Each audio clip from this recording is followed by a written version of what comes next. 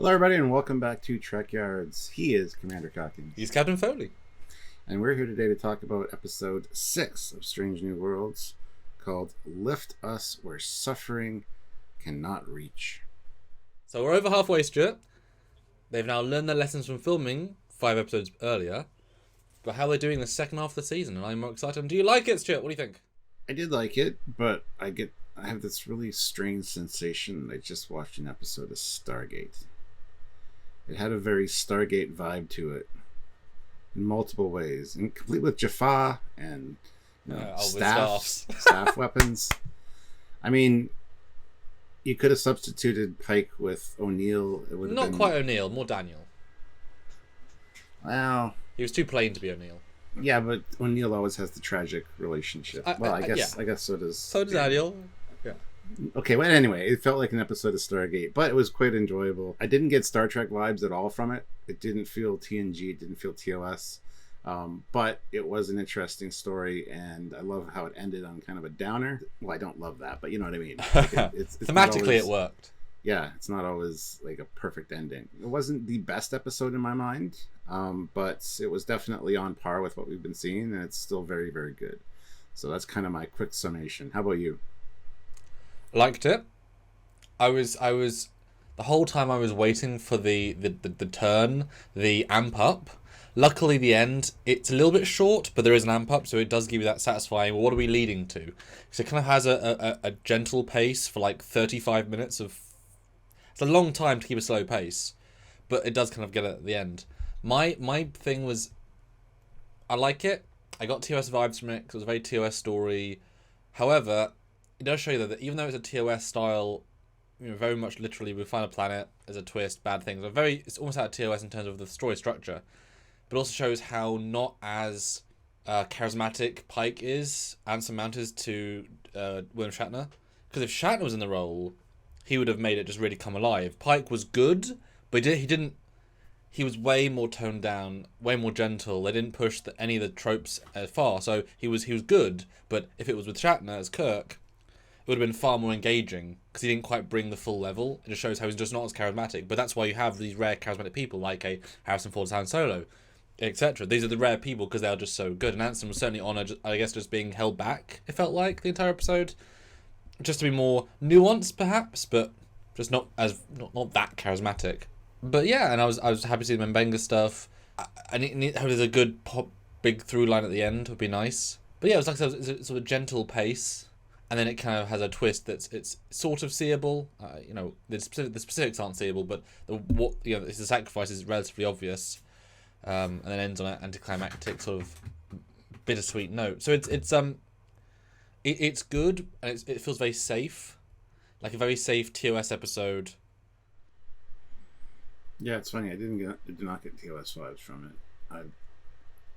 Not sure it's because they found 40 or 50 alien planets a week that have a morally ambiguously negative thing they have to judge and reveal twist. Yeah. There's a thing at the end, but that's just straight out of TOS. TOS wouldn't have ended like that with the kid being stuck there. They would have saved the kid probably for the 60s, Yes. Well, I will say it's tricky because Star Trek kind of works both teams, but when one of the most famous sayings of all time Trek is the needs of the many outweigh the needs of the few or the one, that's all I was thinking when the kids go into the chair. I'm thinking, well, yes, the needs of the many, that's one of your entire principles of Star Trek.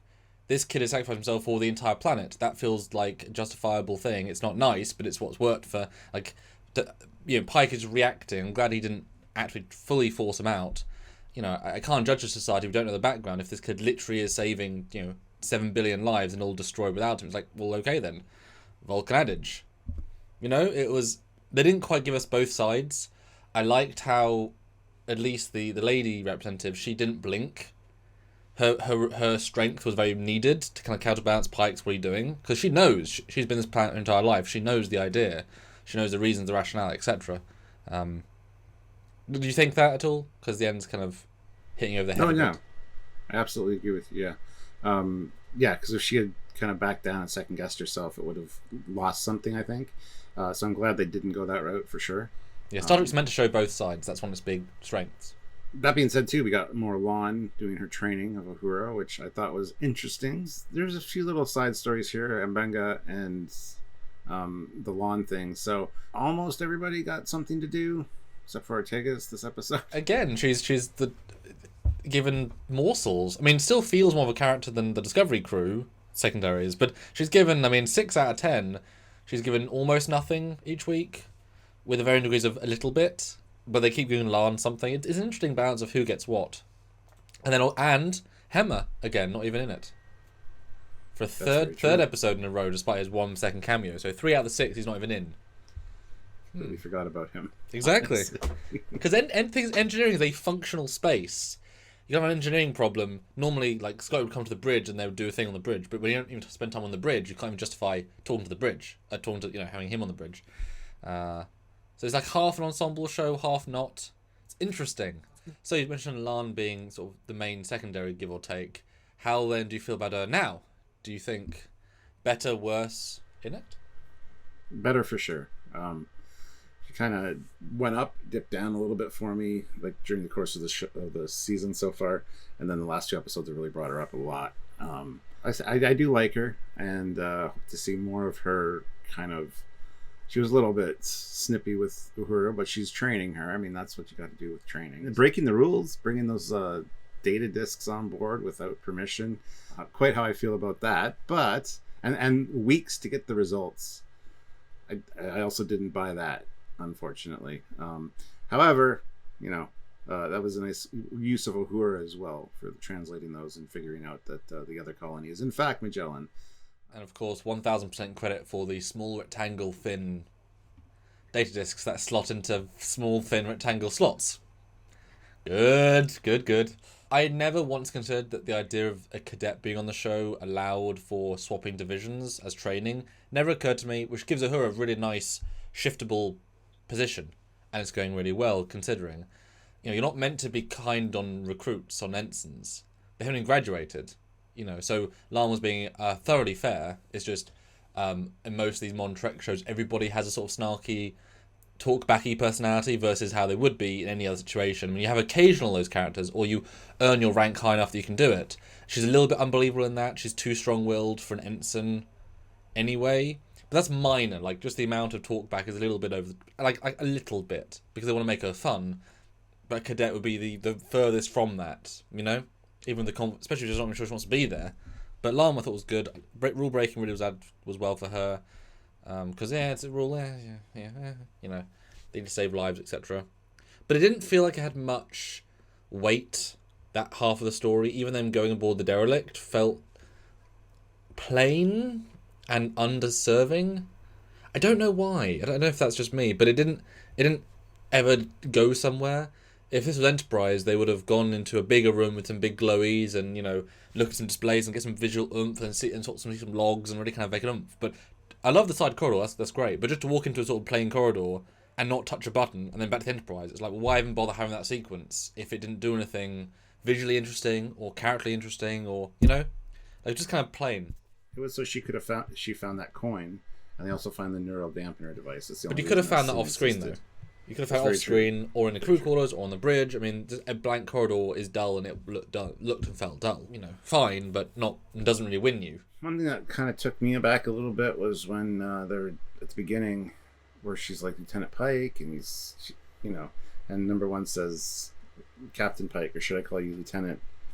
And then he introduces Una and calls her Lieutenant Commander. I assumed she was a commander, but no, she's just Lieutenant Commander. Yeah, a bit low for a second in command. Yeah, I think Spock was Lieutenant Commander too at first in TOS. I don't know, because what we find with Lieutenant Commanders, they get called Commander quite a bit, especially in TNG. So I'm very confused as to the ranks at this point. Because normally in TNG onwards, the full commander is second in command. You have 1 full commander, 2 if the medical officer is a full commander as well. Everyone else is lieutenant commander of the bridge staff, etc. And then the lower downs are lower down. Yeah, I thought that was odd.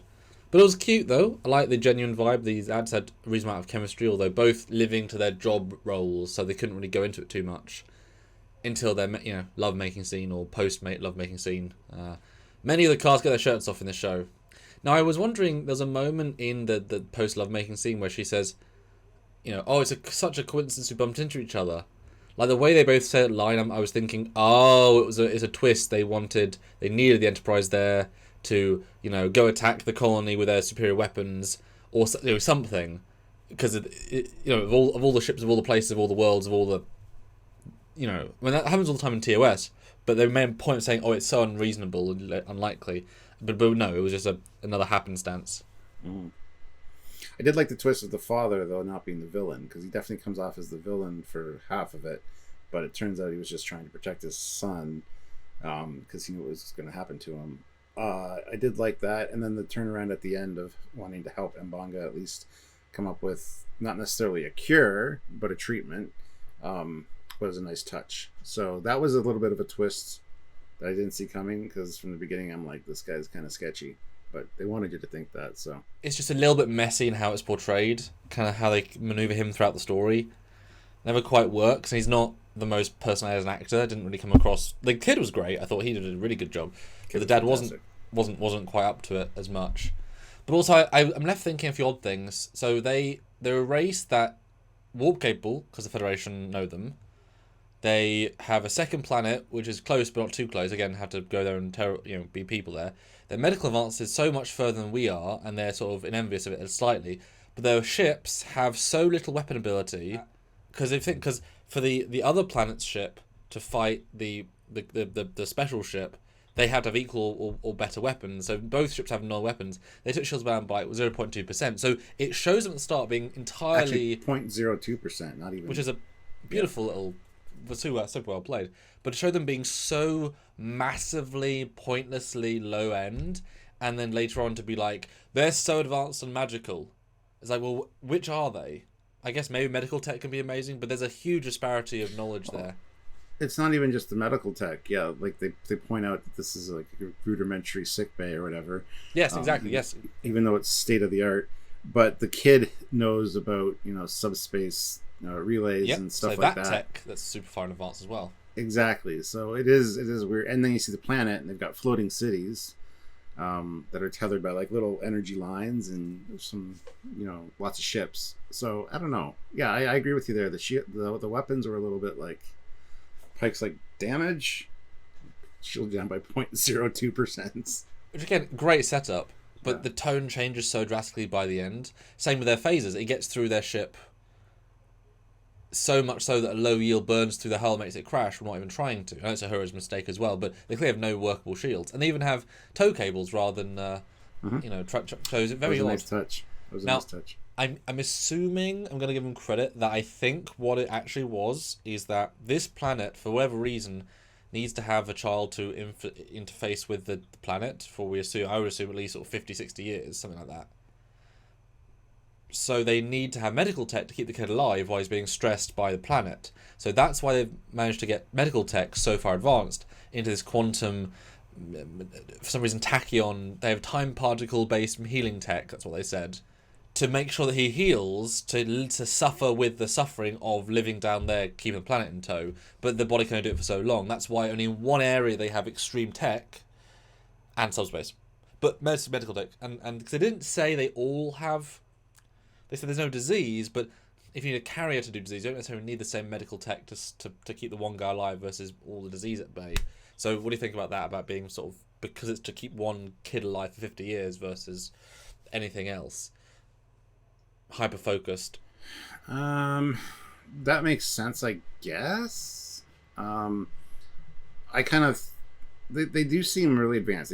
They do have warp. They do have... The kid knows about all the subspace stuff, so...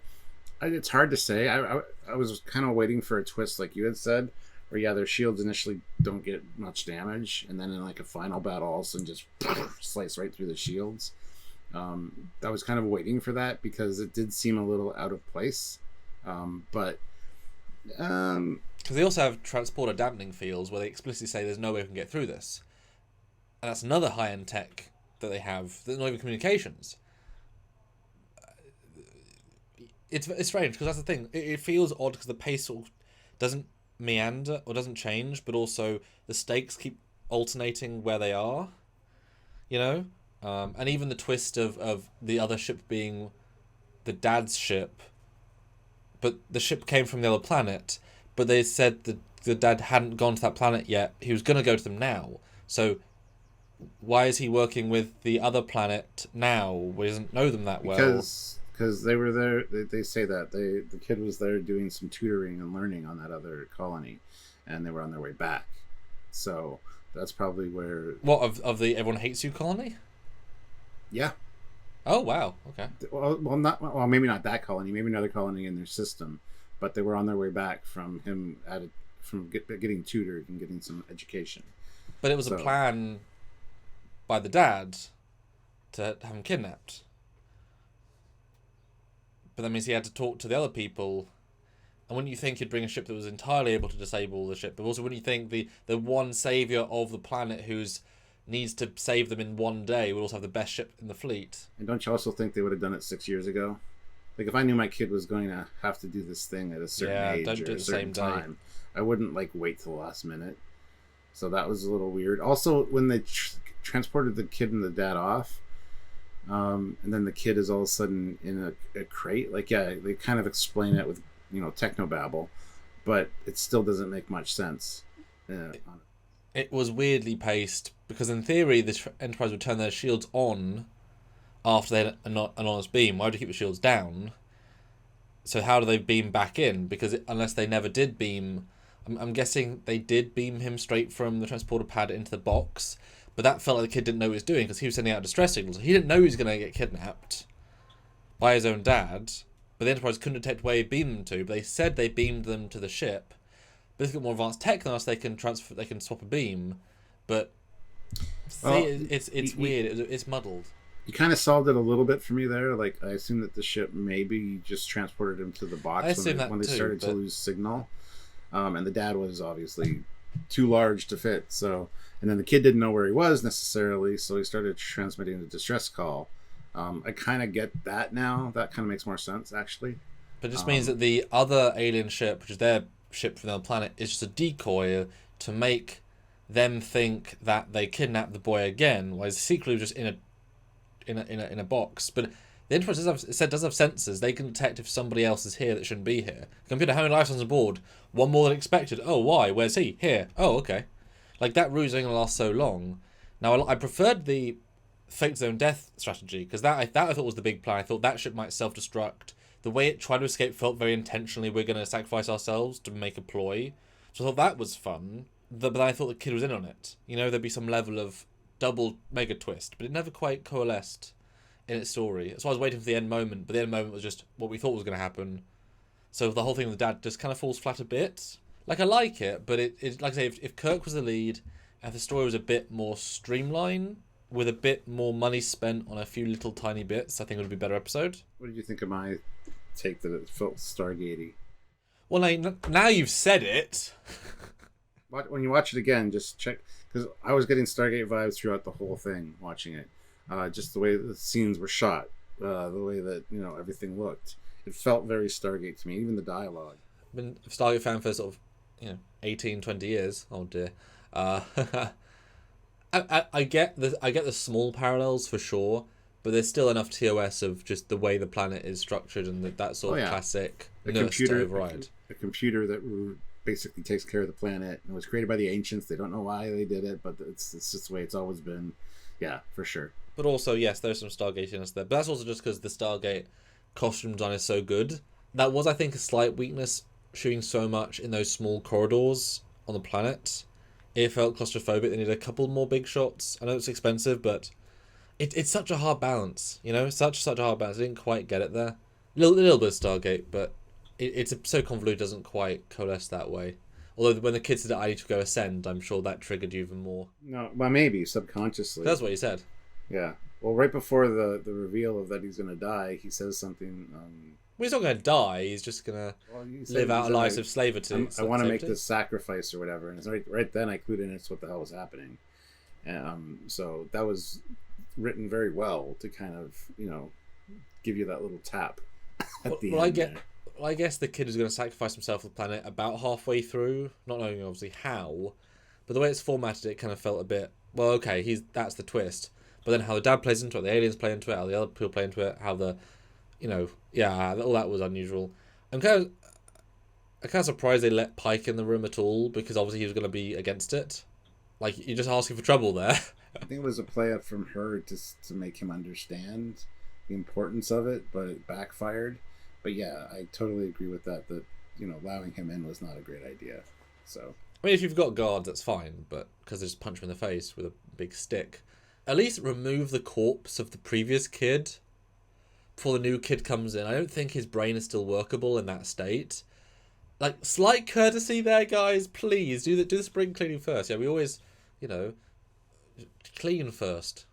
Although, boy, I love that when the machine, when he stepped in, it felt like the Total Recall device from the Arnold Schwarzenegger one. With the, like, that was like, oh, it's the Total Recall thing. Clearly inspired. Which I thought was tremendous.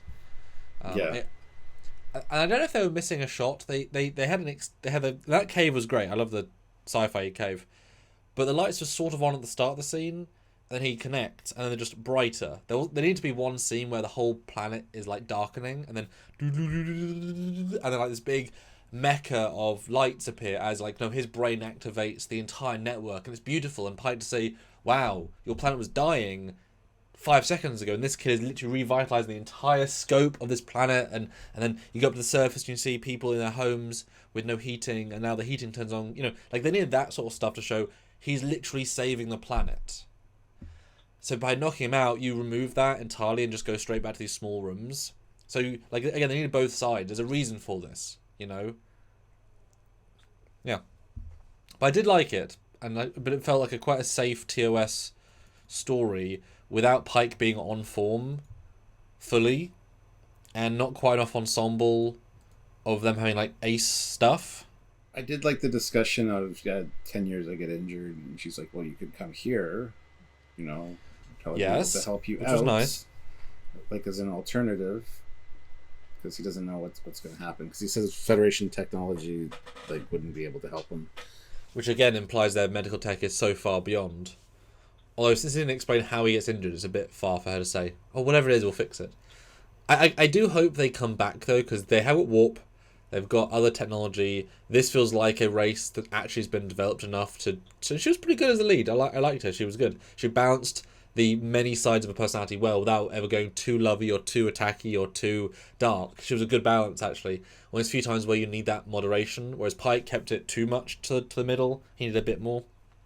So I want to see them come back and this race come back for many a reason. I think there's a lot you could do. I mean, especially when Benga, you'd think he'd want to go back and that would be a part of it. And there's a lot. I see a sequel in mind. You know, TOS had a couple of those very infrequently, but we're kind of hoping. I would hope to see it. Would you want to see him back? Probably not, but I can see them doing something, and it would be fine. Just to have Pike, you know, first meeting with her was very romantic or whatever. Second meeting was romantic, and then turned.